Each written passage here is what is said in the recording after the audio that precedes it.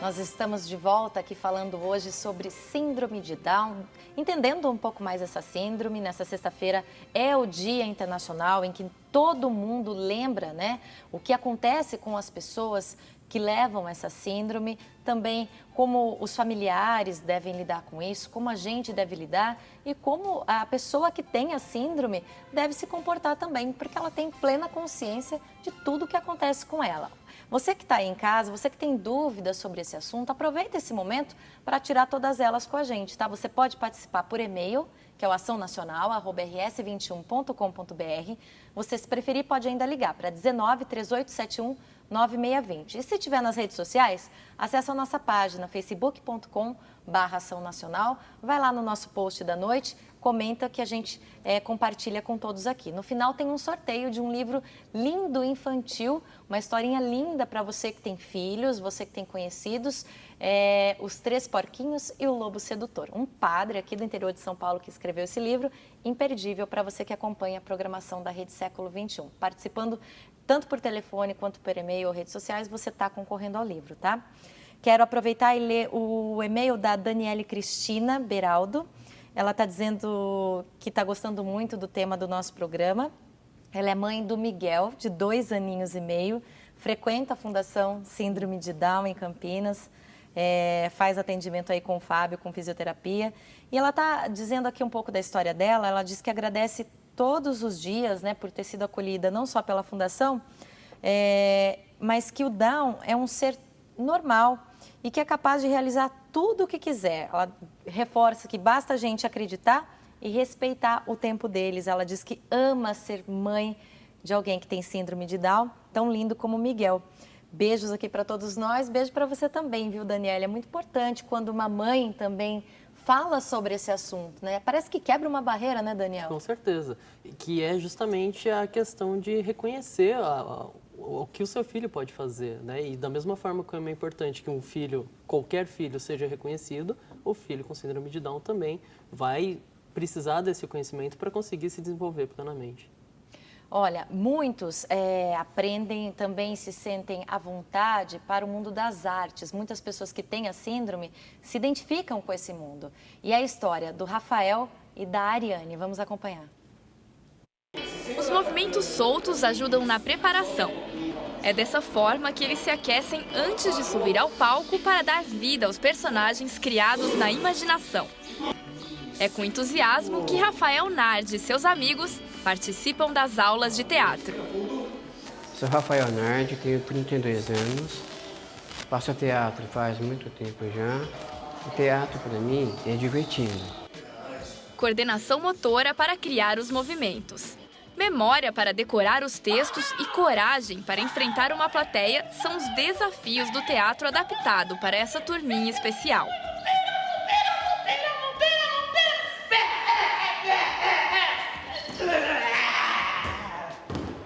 Todo dia a gente tem que desafiar não só a nossa capacidade, mas você estabelecer e restabelecer esse vínculo sempre. A cada aula, a cada ensaio, a gente reforça esse vínculo. E a alegria é quando você vê que aquilo que você está fazendo está surtindo efeito, sabe? Na reação deles, no olhar, né? Na reação dos pais, na amizade que a gente tem com os pais e no resultado do palco, é lógico, né? O teatro, ele tem na sua essência ferramentas fundamentais para o desenvolvimento das crianças, dos adolescentes e adultos que nós trabalhamos, que é a interação social, a comunicação, a linguagem e principalmente o faz de conta. O suporte da família é essencial. E nessa plateia, os pais de Rafael estão sempre presentes. A gente percebeu que o Rafael ele ficou muito mais confiante. A própria coordenação motora, sensorial dele, teve assim um avanço muito grande. Hoje o teatro faz parte da vida dele. Para mim ele é um artista mesmo. Ele conseguiu enfrentar muitas barreiras, então é emocionante. E a carreira artística não para nas apresentações teatrais. Em 2011, Rafael participou como figurante do filme Colegas, a primeira experiência nas telonas.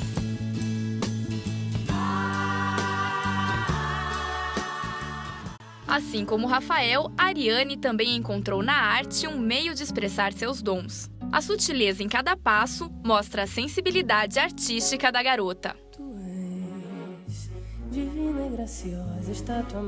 sou a Ariane, tenho 19 anos. Eu sou baranina. E formada com ardor da alma da mais linda flor de mais... Fico feliz, né? Isso é dança, isso é arte, né? As atividades físicas e culturais são recomendadas para prevenir doenças e diminuir a ansiedade. A dança torna os indivíduos independentes e atuantes. Também os ajuda a enfrentar barreiras como o preconceito. Eu acredito que a arte, a dança, o teatro, a música, quando ela é feita e mostrada, levada a público, e esse trabalho é bem feito, isso muda toda uma visão, né, da sociedade para a pessoa com deficiência. Não é mais aquele jovem com síndrome de Down, mas é aquele bailarino que eventualmente tem a síndrome de Down. A dança faz bem à autoestima de quem pratica e é motivo de orgulho para a família. Ninguém espera ter um filho especial quando nasce. Acho que a gente tem que procurar fazer o melhor, ver o que eles gostam, porque eles conseguem muito, a gente vê muita coisa boa que eles fazem através da dança, do teatro. Então, acho que a gente tem que procurar incentivar e procurar ver o que a criança gosta, né? Atividades que despertam a inclusão, dando oportunidade e eliminando as diferenças.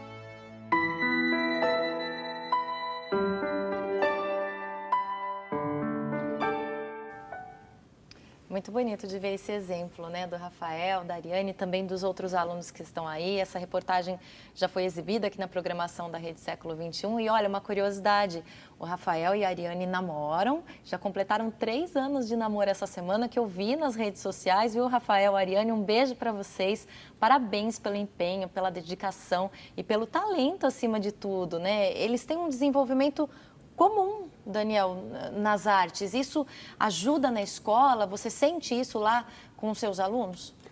Com certeza. Só primeiro, a gente não tem alunos lá, né?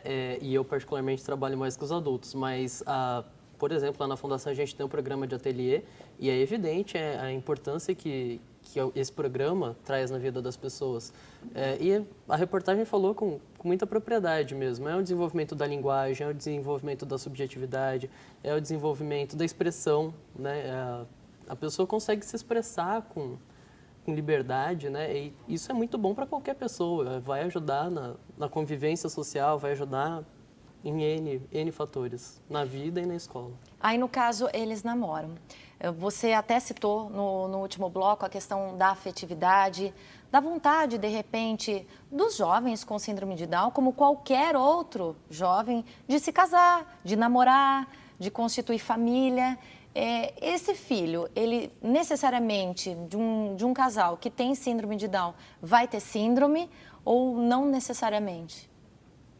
Eu vou precisar da ajuda do Fábio para me responder. Karina, não necessariamente.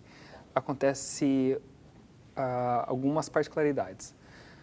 O jovem que tem síndrome de Down, do sexo masculino, existe uma porcentagem dele ser estéril, dele não conseguir engravidar uma menina que tenha síndrome de Down ou que não tenha. Tirando esses fatores, se o jovem com síndrome de Down casar com uma menina com síndrome de Down, não necessariamente vai ter uma criança com síndrome de Down. Do mesmo modo, se esse jovem com síndrome de Down casar com uma menina que não tenha síndrome de Down, também não necessariamente significa que vai ter uma criança com síndrome de Down ou não. Não é taxativo, então, em nenhum momento? Não. Existe caso lá de família que nós temos que teve o primeiro filho com síndrome de Down. Depois teve 3, 4 filhos se nenhum deles tiveram síndrome de Down. Ou outras que tiveram 3, 4 filhos, não vieram com a síndrome de Down e o último veio com síndrome de Down. Então, é muito relativo por partir da ideia de ser uma alteração genética. Tá. Eu acho que você vai poder ajudar o Edson, que é de Araçatuba, São Paulo. Obrigada, Edson, pela sua participação. E ele diz o seguinte, que ele vai começar a trabalhar com uma peça de teatro e que tem uma criança que tem síndrome. E ele gostaria, qual a melhor forma de tratar, né, nesse caso, esse aluno nessa peça? No primeiro momento, da mesma forma, Edson, que você trataria qualquer outra criança na sua turma, sem a menor sombra de dúvida. A única necessidade mais específica que talvez você tenha que se preocupar é em deixar as coisas muito claras sempre para essa criança, traduzir, né, sempre falar o que vai acontecer, o que deve ser feito, como deve ser feito. A pessoa com síndrome de Down, Tem uma deficiência intelectual, então tem uma certa dificuldade de entender algumas coisas que, né, para a gente é dado e para essa pessoa é bom a gente explicar o que está acontecendo. Explicar mais, de repente, pode ser um caminho para ele. Com certeza. É muito importante, Karina, a gente saber quando a gente pensa ou tem a idealização de uma pessoa, que nós temos que tratar ela o mais próximo do comum possível. Então, não é porque tem um diagnóstico da síndrome de Down que se pode tudo, que não vai ter o limite, que não vai ter o não. Porque é através dessa frustração que ele acaba aprendendo. Sim, é através dessas frustrações ou desses desafios que são colocados para eles que eles vão aprender. O vídeo, tenho certeza que ele dá uma lição muito boa para nós. Qual a primeira frase dos pais? Eu aguardei e esperei o desejo dele.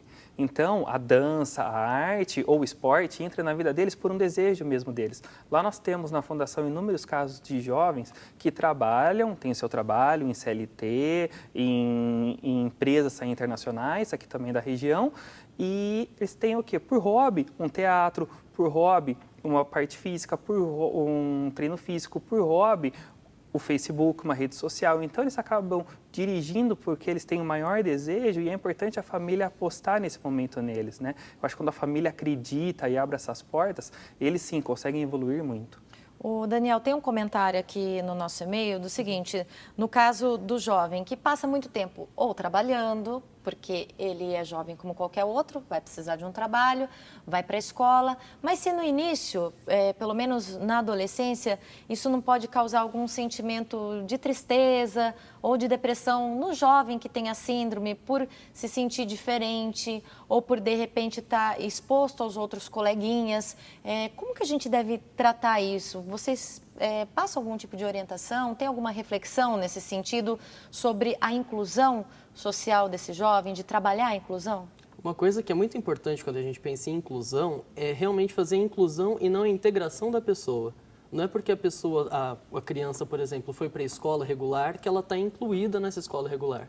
Pode acontecer muito bem dela ser o café com leite, né, que a gente fala, que é a coisa mais cruel que você pode, que nem o Fábio acabou de falar.